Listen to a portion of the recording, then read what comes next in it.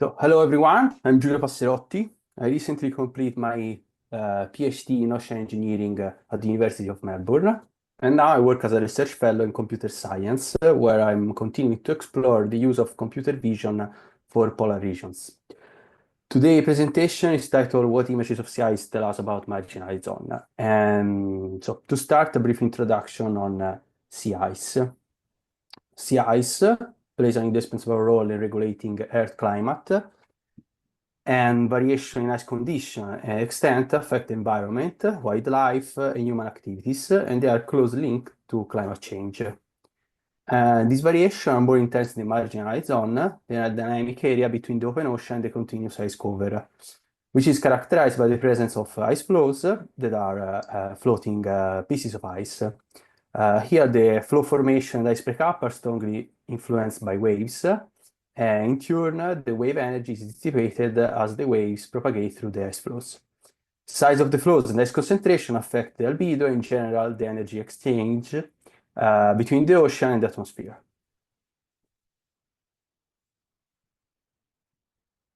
Okay. So due to the importance of these ice flow characteristics, the climate modelers have integrated these parameters in the sea ice models, instead of assuming a constant size and concentration for the ice. Unfortunately, the Southern Ocean is one of the most under-observed regions in our planet, making it challenging to build a comprehensive field dataset of sea ice properties to validate these models. And most of the field ice observation available at the moment are based on visual observation from ships or infrared from satellite images. And visual observations are subjective and depend on the experience of the observer, while the satellite is not feasible on a small scale of a few meters that is typical of the ice in the marginalized zone. And even when close-range ice images are available, accurately detecting and measuring the flows is a challenge. So to overcome the lack of data and knowledge, we developed the Ocean, Sea Ice and Atmosphere Underway Observatories aboard the Australian research vessel Nuyina, which is also recently returned from one of the Antarctic mission. And this system consists of a series of cameras with different types of optical sensor that continuously monitor vast regions of sea ice, providing high-resolution spatial and temporal data. And specifically aboard the Nuyina, we have two synchronized stereo cameras to extract the surface elevation and track the evolution of waves, an optical zoom camera to measure the ice thickness, a sea ice camera to determine flow size, ice concentration, and ice type, and an infrared camera and two multispectral cameras to study sea and ice surface temperature, snow cover, and the presence of microorganisms. So this system is currently fully operational on the Nuyina, but it was previously deployed as a prototype on the South African icebreaker Agulhas II. In the next few slides, I will focus on the images acquired from the Agulhas and the image segmentation methods we use to obtain the visual properties of sea ice. So I will present you the post-acquisition steps like perspective correction, which are needed to measure the flows using a real-world unit. And then I will compare the results obtained using traditional image processing methods, artificial intelligence techniques, and a combination of both. And finally, I will analyze the results obtained after segmenting the full dataset collected during 3 Antarctic winter expeditions. So after the acquisition, we need to correct the perspective since the images are geometrically distorted. And to do that, we need to know the camera matrix. And the camera matrix consists of intrinsic parameters that are focal length, optical center, and pixel size in word units. And these parameters affect how the image is formed. And then the extrinsic parameters that describe the camera spatial position and orientation. So the intrinsics can be estimated with a chessboard through the camera calibration process proposed by Zhang. And this method is based on the correlation between the square corners of the chessboard and the corresponding 3D world coordinates. While the extrinsic parameters are directly measured aboard the ship. So here is the orthorectification for a sample image on the upper left, with known elevation, tilt, roll, and heading. In this case, all the angles and elevation are assumed to be constant throughout the cruise. And on the right is the image corrected with a resolution so that 1 pixel is equal to 0.05 meter. And as the boundaries of the flows lose sharpness over distance, we limit the analysis to an area of 7,000 square meters. And after that, we apply a series of filters to enhance the image quality. And these filters are adaptive, so meaning that a predefined threshold is not required.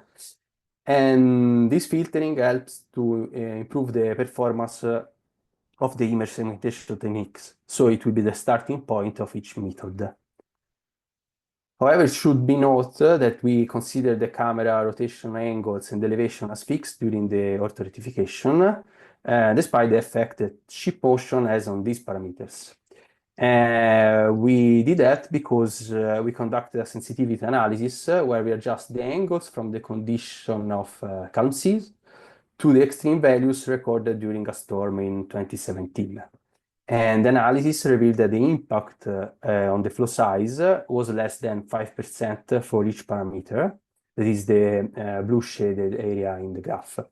So considering also the challenge of associating the ship's movement with each camera shot, this error margin was considered acceptable. So now we can start with the study of the detection techniques.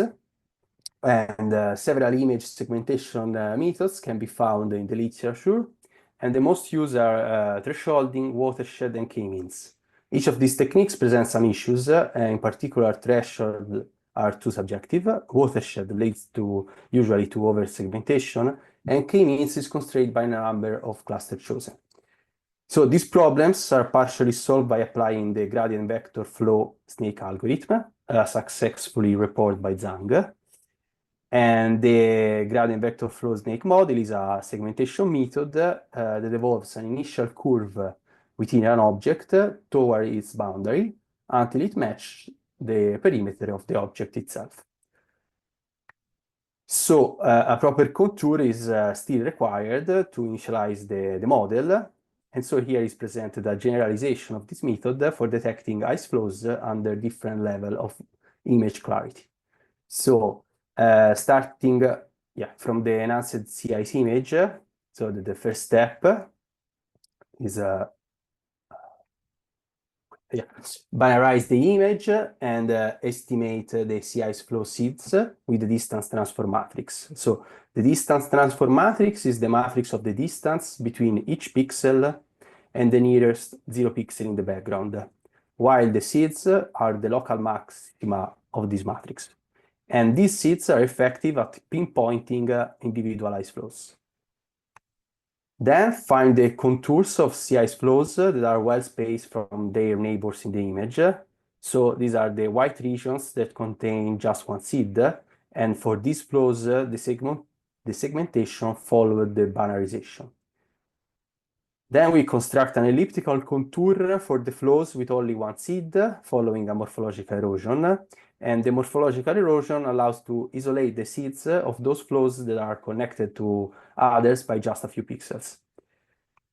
Then we construct a circular contour for the remaining flows, which share a significant portion of the edge with their neighbors. And in this case, the values of the distance transfer matrix corresponding to the unused seeds are chosen as the radius of the circular contour. So after this, we segment the ice flows as a result of the image binarization. Then we segment the ice flows by initializing the model with elliptical contours and after with the circular contours. In the end, we remove anomalies and combine the preliminary results. So inaccuracies and flows connected to the border of the image are removed, and the finally binary mask of all the detected flows is obtained.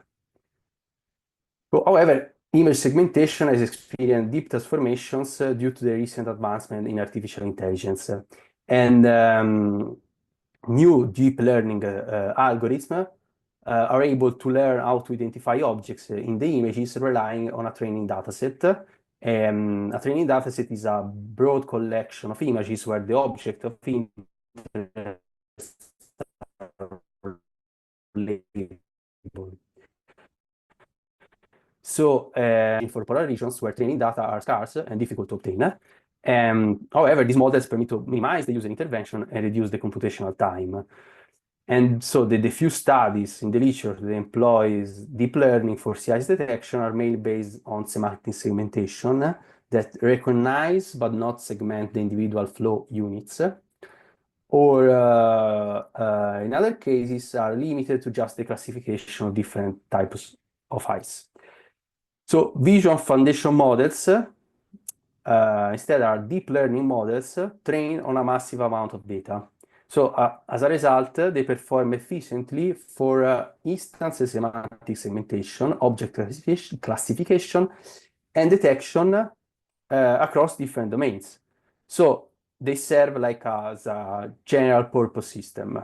And segment anything model, SEM, by Meta is the first vision foundation model capable of segmenting a familiar object in an image without additional training data. And this model offers two modalities, automatic mask generator and prompt-based mode. The first modality is designed to independently segment every recognizable element in the image, while the prompt-based mode allows the user to guide the segmentation by marking regions of interest with points. So here the performance of SEM for detecting sea ice is explored using both modalities. And so with the automatic mode, SEM selects a fixed sample of points in a grid over the image. And for each of these points, it generates one or multiple segmentation masks corresponding to the identified object. And the output is a list of masks of all the elements in the image. So in our case, this list includes masks of floes and open water regions. So as for the previous method, the snake model, we perform a filtering to discard inaccuracy and undesired mask. Then the list is consolidated into a single comprehensive mask to eliminate the mask redundancy. The mask redundancy primarily occurs with adjacent or overlapping flows that have poorly defined boundaries and for which the model generate more than one mask, so alternative mask for the same flow. Okay, in the prompt-based mode, the user selects the prompt needed to initialize the model. In our case, we decide to use the same seeds obtained with the snake model. And so the result is a list of flow masks with one mask, in this case, one mask generated for each seed. However, introducing a seed in a low clarity area of the image may result in the generation of inaccurate masks that include discontinuous water region or parts of adjacent flows. So the masks that don't match the typical shape of ice flows are filtered out by the shape-based filters, while masks relative to portion of a flow are corrected with the mask consolidation. So during the application of SEM, we discovered that the segmentation of adjacent flows with weak edges can be further improved by incorporating knowledge of the ideal flow shape in the model. So this can be achieved by adding a step where the flows are processed by the snake model, in which in the snake model, the initial contour represents the shape information. So the workflow of this hybrid approach starts again from the finding of the seeds. Okay, so however, in this case, the distance transfer matrix is computed on the unified mask obtained from the SEM prompt mode. So as a consequence, most of the ice flows are already correctly detected, and the initial contours are generated just for the remaining part. Then the snake model is initialized with those contours, and the results are filtered and combined together.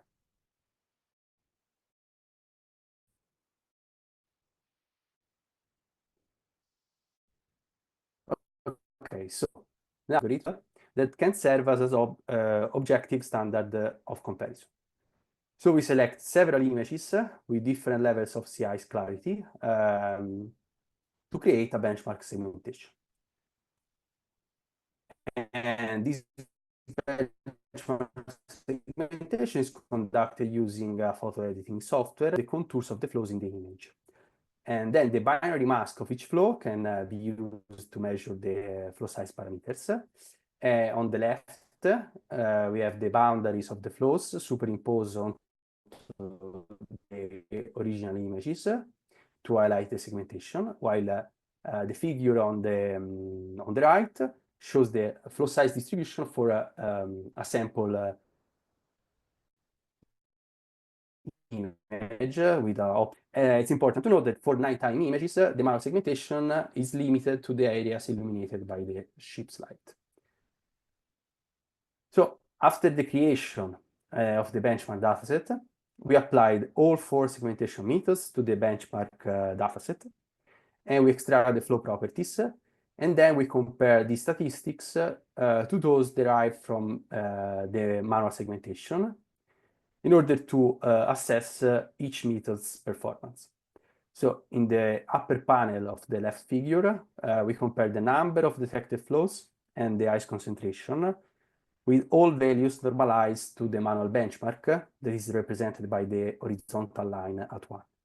So we can observe that Snake and Sam in automatic mode underestimate the flow count, while both Sam prompt mode and the combined method approximately match the manual segmentation. A similar result is observed for the ice concentration, but in this case, Sam automatic mode improves its performance, while the Snake is still the worst because it underestimates with an error of around 20% the ice concentration. In the middle panel, we present the violin plots of the flow size based on the diameters. And Snake and combined method here capture the overall shape of the distribution, while Sam in prompt mode closely align with the benchmark shape, but underestimate the smaller flow size. In contrast, in this case, Sam in automatic mode produce the least accurate distribution. And these results are confirmed in the lower panel, where the QQ plots at 10% intervals are shown. In this case, the closer the values fall to the solid line, and the closer the size distribution is to the benchmark. However, declaring with just this graph 1 meter superior to another in absolute terms is impossible because the choice of the model to use depends on the specific use case, time constraint, and available computational resource. So the figure on the right is a visual comparison of the segmentation results for a sample image. And the left column shows the original sea ice image with the segmented flow contours overlaid in red for each method. And while the right column highlights the differences between each automated method and the manual benchmark. The errors are typically three categories. So we have the missing flows in green. There are flows that are present in manual segmentation, but they are not detected with the automatic methods. Then we have the misinterpreted flows in yellow. There are partially or incomplete segmentations. And then the hallucinations in pink that represents false positives. So they indicate patterns or textures that are mistakenly detected as ice flows. So after evaluating the different methods, we decide to extend our analysis to the entire datasets of ice images. In this case, we use the Snake method, which provides good results for the flow size distribution as seen before. And the field dataset was acquired during 3 winter expeditions to the Antarctic MIZ in 2017, 2019, and 2022. These expeditions were part of the Southern Ocean seasonal experiment scale with the South African research vessel. And the tracks, the ship tracks, on the right, And overall, we spent 1 day in ice in 2017, 3 days in 2019, and 6 days in 2022. And the right figure also shows a zoom for each expedition, providing an overview of the flow size encountered during the voyage. And the black squares represent areas of compact ice, while the ice concentration is from the satellite. So from this figure can be observed as during the second voyage, the ice was encountered souther, than indicated by remote sensing, and norther during the third expedition. So this figure shows the flow size distributions divided by year and compare with the distribution of significant wave heights outside the marginal zone during July, extracted from satellite data and calibrated by IMOS. So comparing the flow size with the wave data helps to highlight the heterogeneity of the ice across different years against a relative constant wave distribution. So from left to right, we have the probability density functions of the flow diameters and the wave heights, with the vertical black solid line representing the mean significant wave height. So in this case, the solid line is for flow size and the dashed line is for waves. Then next, we have the exceedance probability and the QQ plot for the 10th, 50, 70, and 90 percentiles, where the solid black line represents the perfect equality between the wave and the ice distributions. And in the end, the column on the right shows a typical image of the flows encountered during each expedition. So it should be noted that the distributions of flow diameters are not presented chronologically, but are arranged to reflect the different states of sea ice formation. So this because in 2019, the icebreaker, we encountered the sea ice during the initial stage of flow formation. As you can see from the image, the typical image of ice, the floes have a round pancake-like shape, and we have a relative uniform diameter distribution. Moving on the 2017 formed, this is also due to the interstitial solid fragile ice that constrain further growth in size. And this leads to a broader probability density function.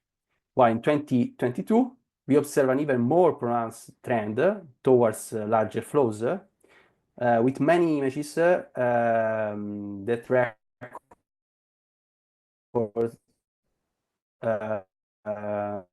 recorded. And these characteristics are not typical of pancakes, but are indicative of broken or brush ice. And this supports the hypothesis that the flows during this year, 2022, resulted from breakup events. And in general, we can see as during the initial phases of ice formation, the flow size distribution mirror the wave distribution, and then they diverge when the pancakes start merging together in larger flows. And the differences in size between the various years become more evident when we combine the exceedance probabilities into a single graph. And remembering that the images were acquired in the same season and the same month, we can observe that